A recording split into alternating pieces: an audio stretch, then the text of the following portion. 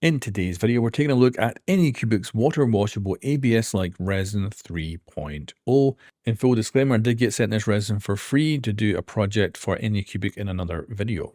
And the color we're looking at today is gray. So the first thing I'm talking about is just the fact that it does actually feel like a plastic. I've used other ABS-like resins, and I think they don't really feel like plastics. They still feel like resins. This actually came out and it kind of looks and feels like it is an ABS plastic.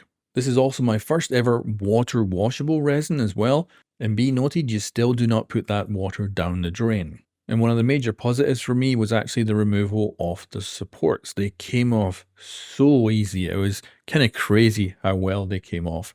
And the actual resin prints themselves, they don't seem to get scuffed up that easily at all. I was very happy with them managing to maintain a nice even grey throughout without any visible scratches or scuffing. But I will say the grey colour is of course quite good at hiding stuff like that. Also, all prints went really good, nice bed adhesion, good quality all around. And this is by far probably the one that I pricked off the most parts in with different shapes and all that. And I think they came out looking absolutely superb.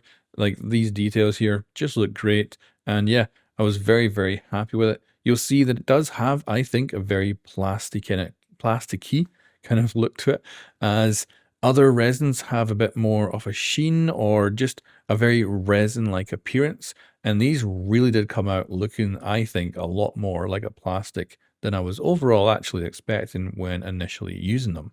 And then the water washable element of this resin, and this is my first ever water washable resin I've used, was really impressive. I was very happy with being able to clean them all up. And I would say, and this goes for both water washable and normal resin, definitely make sure you have at least 2 holes in your hollow parts, preferably either side, so it's a lot easier to flush out the stuff in it. I had one piece that I only put 1 hole in the cavity, and it was a pain in the ass to get all the resin out of it, even with, of course, water.